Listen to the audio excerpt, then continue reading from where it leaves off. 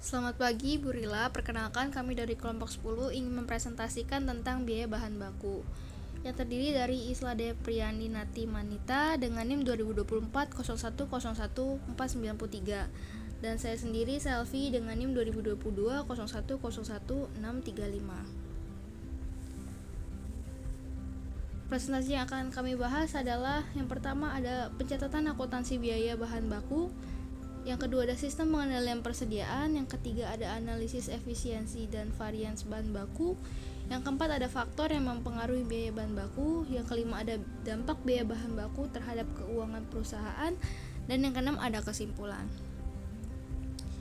Oke, yang pertama ada pencatatan akuntansi biaya bahan baku. Ada jurnal pembelian bahan baku. Saat bahan baku dibeli, dicatat bertambahnya persediaan bahan baku dan berkurangnya kas atau bertambahnya hutang dagang jika pembelian kredit. Saat perusahaan membeli bahan baku, nilai persediaan bahan baku akan bertambah. Jika pembelian dilakukan secara tunai, maka kasnya akan berkurang, dan jika pembelian dilakukan secara kredit, maka timbulnya hutang dagang. Contoh penulisan jurnalnya, persediaan bahan baku di debit, kas atau hutang dagang di kredit. Yang kedua ada jurnal pemakaian bahan baku langsung. Saat bahan baku langsung digunakan dalam proses produksi, persediaan bahan baku berkurang dan dicatat sebagai biaya produksi dalam akun barang dalam proses. Saat bahan baku langsung dipakai untuk produksi, nilainya dipindahkan dari akun persediaan bahan baku ke barang dalam proses. Contoh penulisan jurnalnya, barang dalam proses di debit, barang persediaan bahan bakunya di kredit. Yang ketiga ada jurnal bahan baku tidak langsung. Untuk bahan baku yang tidak langsung terkait dengan produk, biayanya dicatat sebagai bagian dari biaya overhead pabrik. Digunakan untuk bahan seperti lem, pelumas, atau paku kecil yang tidak bisa ditelusuri langsung ke produk dan dicatat ke akun biaya overhead pabrik. Contoh jurnalnya, biaya overhead pabrik di debit dan persediaan bahan bakunya di kredit. Selanjutnya yang kedua, sistem pengendalian persediaan. Yang pertama ada EOQ, yaitu Economic Order Quantity,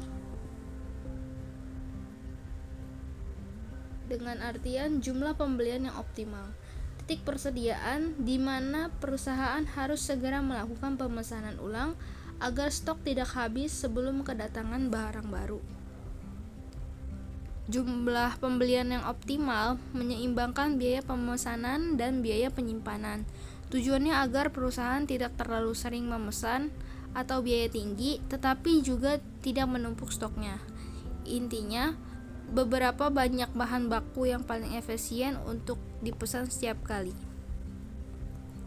Yang kedua ada ROP atau Reorder Point. Reorder Point ini disebut juga titik saat harus memesan ulang. Ini adalah jumlah pembelian yang optimal dan meminimalkan total biaya persediaan termasuk biaya pemesanan dan penyimpanan. Titik stok minimum saat perusahaan harus melakukan pemesanan ulang agar bahan tidak kehabisan sebelum barang baru datang. Contohnya, jika stok tersisa 100 unit dan ROP-nya 100, maka itu perusahaan harus segera memesan lagi. Selanjutnya ada safety stock. Safety stock disebut juga sebagai stok pengamanan agar produksi tidak terhenti. Cadangan stok tambahan untuk mengantisipasi ketidakpastian dalam waktu pengiriman dan kebutuhan produksi sehingga produksi tetap berjalan lancar.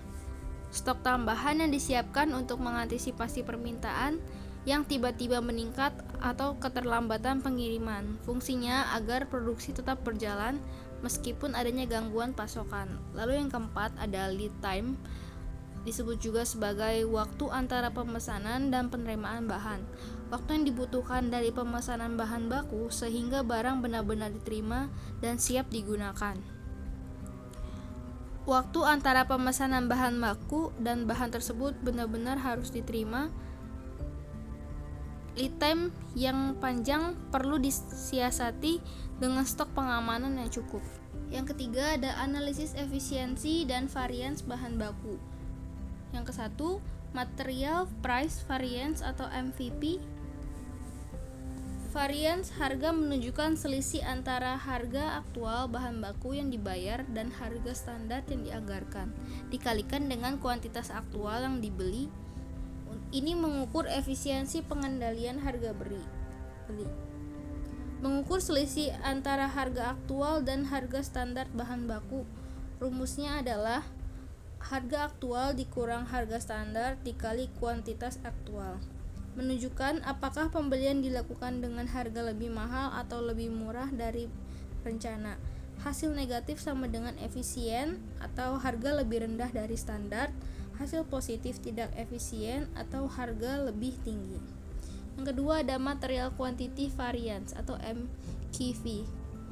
Variance kuantitas menunjukkan hasil antara kuantitas bahan baku yang digunakan secara aktual dan kuantitas standar yang seharusnya digunakan dikalikan dengan harga standar.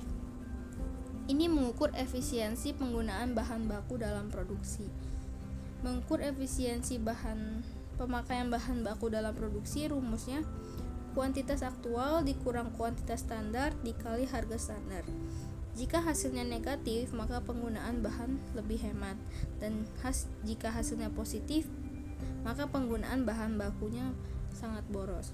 Yang ketiga ada interpretasi hasil varian atau efisien atau tidaknya efisien. Varian negatif menunjukkan efisiensi, artinya biaya lebih rendah dari standar. Varian positif menandakan ketidakefisienan karena biaya lebih tinggi dari yang dianggarkan. Varian negatif disebut dengan efisien, sama dengan perusahaan lebih hemat dari standar, dan positif tadi tidak efisien tetapi biaya atau penggunaan bahan melebihi anggaran. Selanjutnya akan dijelaskan oleh teman saya Isla. Terima kasih. Selanjutnya ada faktor-faktor utama yang mempengaruhi biaya bahan baku.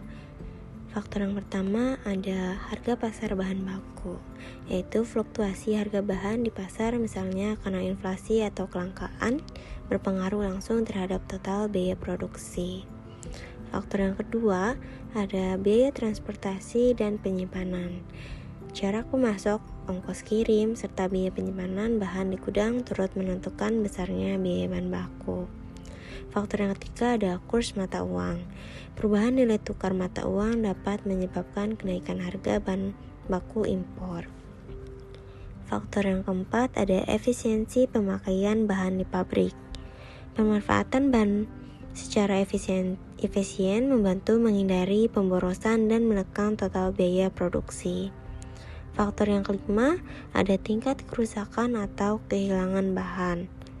Bahan yang rusak, kadaluarsa, atau hilang selama penyimpanan menambah beban biaya bagi perusahaan. Faktor yang terakhir atau yang keenam, ada kebijakan dan hubungan dengan pemasok atau supplier. Diskon pembelian, syarat pembayaran, keandalan pengiriman, dan kualitas bahan dari pemasok sangat mempengaruhi total biaya bahan baku. Faktor-faktor ini penting karena bisa menentukan seberapa besar biaya produksi yang harus dikeluarkan perusahaan. Misalnya, jika harga pasar bahan naik atau kurs mata uang melemah, otomatis biaya bahan baku juga meningkat. Begitu pula dengan efisiensi penggunaan bahan di pabrik. Semakin efisien pemakaiannya, semakin kecil pula biaya yang harus ditanggung perusahaan. Selanjutnya, ada dampak biaya bahan baku terhadap keuangan perusahaan. Yang pertama ada mempengaruhi harga pokok produksi atau HPP. Perubahan biaya bahan baku secara langsung meningkatkan atau menurunkan HPP. Dampak yang kedua ada menurunkan laba bersih. Jika biaya bahan baku naik tanpa efisiensi, margin keuntungan perusahaan akan berkurang. Dampak yang ketiga ada mengganggu arus kas dan stabilitas keuangan. Pembelian bahan dengan harga tinggi dapat mengurangi likuiditas dan kestabilan keuangan perusahaan. Nah, dampak biaya bahan baku sangat terasa pada kinerja keuangan. Jika biaya bahan meningkat, harga pokok produksi juga naik, dan laba perusahaan bisa menurun. Oleh karena itu, perusahaan perlu melakukan perencanaan pembelian dan pengendalian bahan dengan baik agar tidak mengganggu stabilitas keuangan. Selanjutnya, ada dampak pengelolaan bahan baku terhadap kinerja keuangan. Jika dikelola secara efisien, biaya produksi dapat ditekan, harga pokok produksi stabil, dan laba perusahaan meningkat. Dampak yang kedua, jika tidak dikelola dengan baik, biaya produksi naik, arus kas terganggu, dan laba bersih menurun. Dampak yang ketiga, pengelolaan bahan baku yang tepat membantu perusahaan menjaga stabilitas keuangan dan daya saing di pasar. Apabila bahan baku dikelola dengan efisien, maka biaya produksi dapat ditekan dan laba perusahaan meningkat. Sebaliknya, jika pengelolaannya kurang baik, bisa terjadi pemborosan yang menurunkan profitabilitas. Jadi, pengelolaan bahan baku bukan hanya tugas bagian produksi, tetapi juga strategi penting dalam menjaga kondisi keuangan perusahaan. Selanjutnya ada upaya efisiensi biaya bahan baku. Yang pertama, pemilihan pemasok yang tepat. Bekerja sama dengan pemasok berkualitas dan harga kompetitif untuk menekan biaya bahan baku. Dan untuk upaya yang kedua, pengawasan pemakaian bahan. Mengontrol penggunaan bahan agar tidak terjadi pemborosan atau kerusakan selama produksi.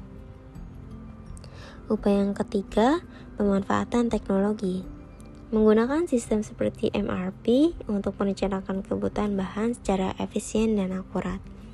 Upaya efisien ini bertujuan agar perusahaan tetap bisa memproduksi barang dengan biaya serendah mungkin tanpa mengurangi kualitas.